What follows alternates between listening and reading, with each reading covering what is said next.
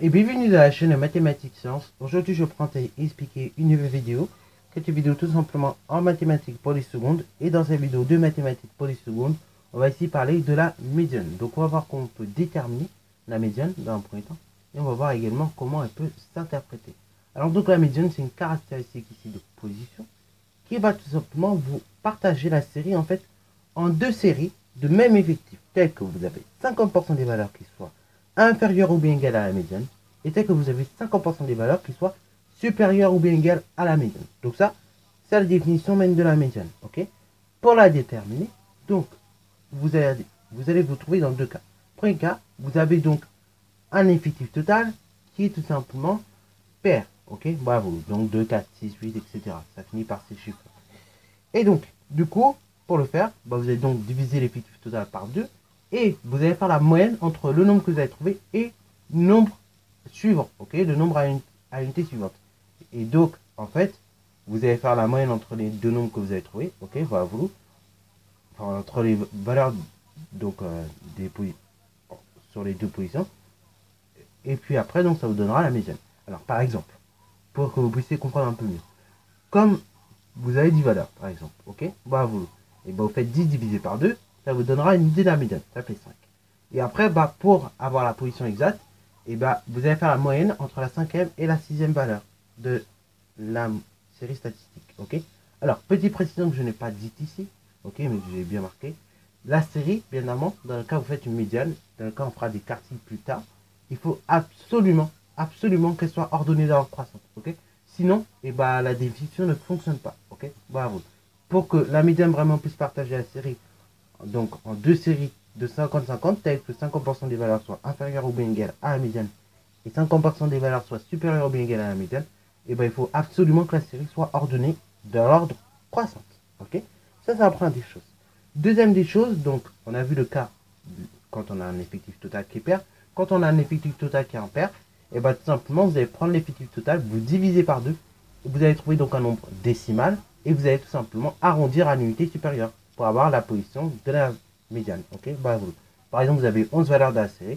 Vous faites donc 11 divisé par 2, vous trouvez 5,5 et vous arrondissez donc à la valeur supérieure, donc à l'unité supérieure, ça fait donc 6.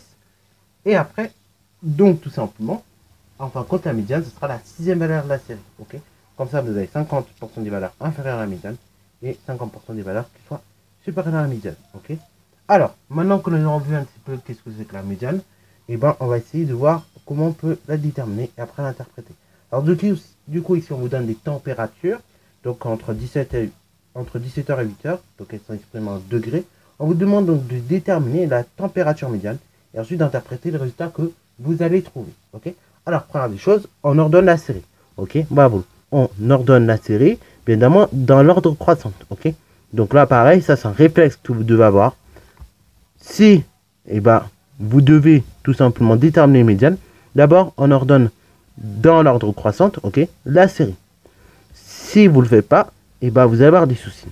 Donc c'est parti mon kiki. La petite température, donc c'est 13 degrés. Ensuite donc vous avez un 14. Après vous avez pas mal de 15. Alors là, ce qu'il faut faire, c'est un conseil que je vous donne, c'est rire au fur et à mesure que vous écrivez, ok.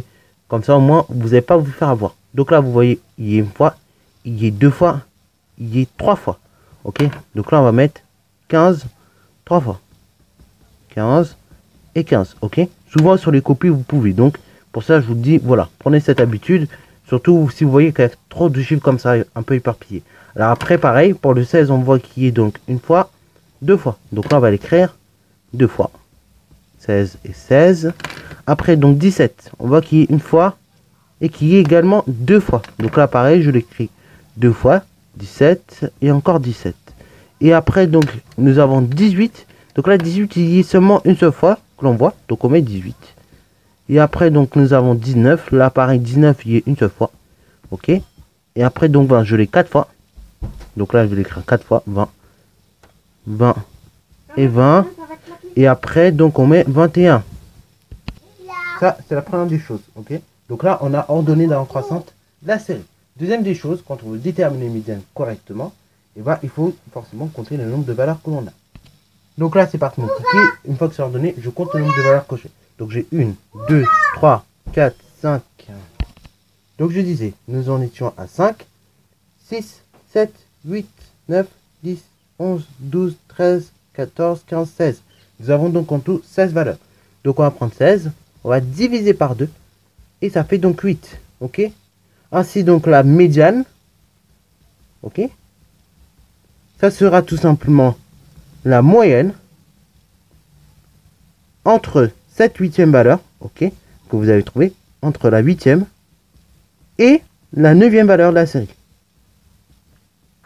Et quand vous ferez cette moyenne-là, vous aurez donc la médiane. Ok, donc c'est la moyenne entre la 8e et la 9e valeur de la série, soit. Et donc là, pareil, vous recomptez jusqu'à arriver à 8, puis à 9. Donc là, 1, 2, 3, 4, 5, 6, 7, 8. Ok, là, c'est la 8e. Et là, la 9e, donc elle a encore 17. Ok, donc soit 17 plus 17 divisé par 2, ce qui fait donc 17. La médiane, c'est 17. Que cela signifie concrètement?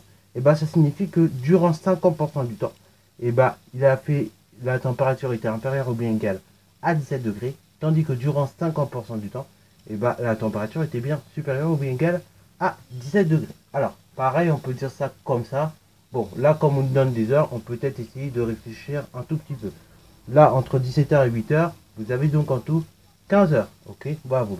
Donc, bah, durant la moitié du temps, il a fait une température inférieure ou bien égale à 17 degrés. C'est-à-dire, en gros, durant 7h et 30 minutes, il a fait une température inférieure ou bien égale à, tout simplement, à 17 degrés. Et durant 7h30, et bah, il a fait une température supérieure ou bien égale à 17 degrés. Donc, soit vous mettez durant la moitié du temps, il a fait, durant la moitié du temps ou durant 50% du temps, il a fait une température inférieure ou bien égale à 17, puis supérieure ou bien égale à 17. Ou soit vous raisonnez comme ça, vous dites que de 17 à 8h, il y a 15 heures, et donc la moitié, c'est 7h30. Donc durant 7h30, il a fait 17 degrés au moins, et après, durant 7h30, il a fait 7 degrés ou plus. Ok, on va le noter donc avec les 7h30, mais après, vous pouvez faire très bien avec 50% ou la moitié. Et voilà, voilà. Donc sur ce, c'est la fin de cette vidéo. Donc là, voici l'interprétation qui est ainsi notée. Hein. Donc durant 7h30 minutes, il a fait une température inférieure ou bien égale à 17 degrés. Et durant 7h30 minutes, il a fait une température supérieure ou bien égale à 17 degrés. Voilà, donc sur ce, c'est la fin de cette vidéo. J'espère qu'elle t'a plu. Si c'est le cas, n'hésitez pas à la liker, commenter et bonne récitation en mathématiques et en sciences.